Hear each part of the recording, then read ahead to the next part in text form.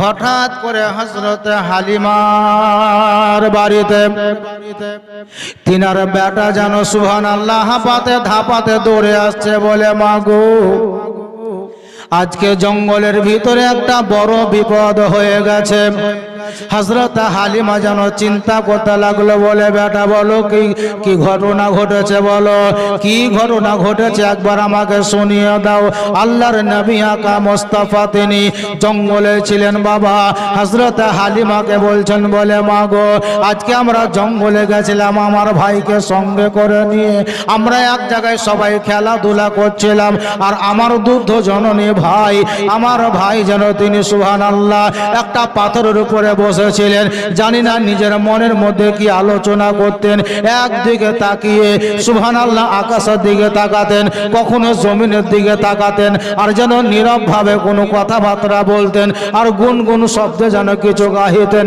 এই জন্য আমরা সবাই মিলে খেলাধুলা করতেছিলাম।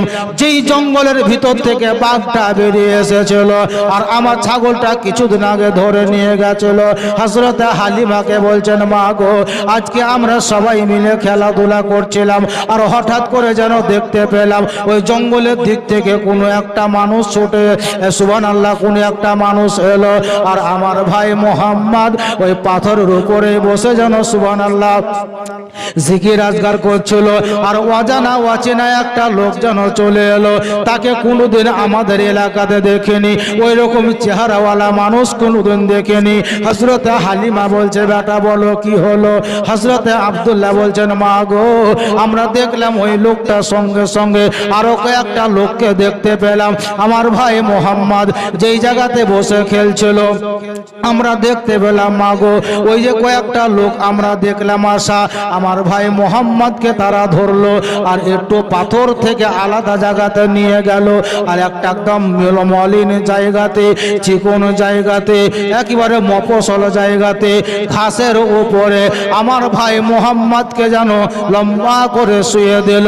যে পোশাকটা পরিধান করা ছিল, যে পাঞ্জাবিটা পরিধান করা ছিল, যে কাপড়টা পরিধান করা ছিল, ওই কাপড়টা পোশাকটা একেবারে ওপেন করে দেওয়া হলো।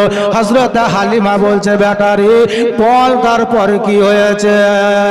হযরত হালিমাকে বলছেন, মা গো, আমরা দেখতে পেলাম যেন আমার ভাই মোহাম্মদের শরীর থেকে কাপড়টাকে খুলে দেওয়া হলো, আর ওনার সিনার উপরে একেবারে তেজ ধারালো একটা ছুরি নিয়ে যাওয়া হলো। আমরা ভয়ে যেন কিছু বলতে পারলাম না।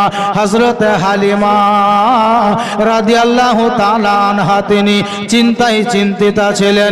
হযরত হালিমা বলছেন, বেটা এরপর কি হলো বলো।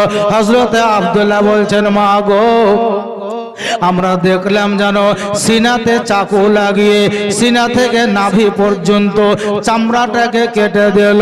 আমরা ভাবলাম যে বাধা দেব, তাহাদের হাতে চাকু দেখলাম, ছুরি দেখলাম গো মা, এর জন্য বাধা দিতে পারলাম না।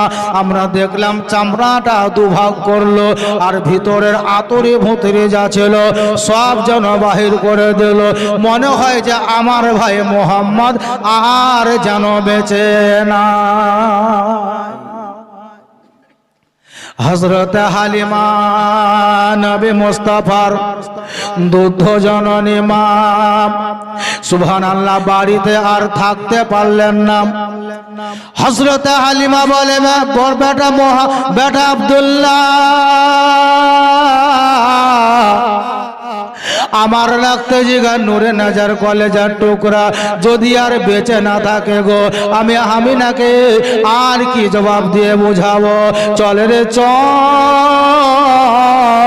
চল একবার জঙ্গলের দিকে যাই। হযরত হালিমা রাদিয়াল্লাহু তাআলা আনহা আমার নবী মুস্তাফার সন্ধানে, নবী মুস্তাফাকে দেখার জন্য যেন বাড়ি থেকে তিনি দৌড়তে দৌড়তে জঙ্গলের দিকে এগিয়ে আসলেন।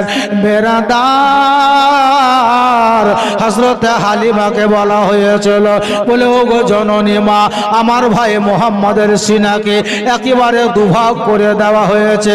হয়তো আর বেঁচে থাকবে না, হয়তো মা বলে ডাকতে পারবে না, আমাদেরকে ভাই বলে ডাকতে পারবে না, হয়তো আর তাকে মক্কাও পৌঁছাতে পারবে না। হযরত হালিমা রাস্তাতে এমন ভাবে ছুটছে বাবা, যদি রাস্তায় একবার পড়ে যায় হয়তো হালিমার ক্ষতি হতে পারে। শুধুমাত্র আমার নবী মুস্তাফার টানে হযরত হালিমা জঙ্গলের দিকে দৌড়ে চলে এলেন। বেরাদার, হযরত হালিমা আসার পরে দেখছেন আমাদের যিনি পয়গম্বর আকা মুস্তাফা নবী ওই জঙ্গলের ভিতরে নয়, বরং জঙ্গলের বাহিরে যেই জায়গায় পাথরের উপরে বসেছিলেন ওই পাথরের উপরে আমার নবী মুস্তাফা যেন বসে আছে।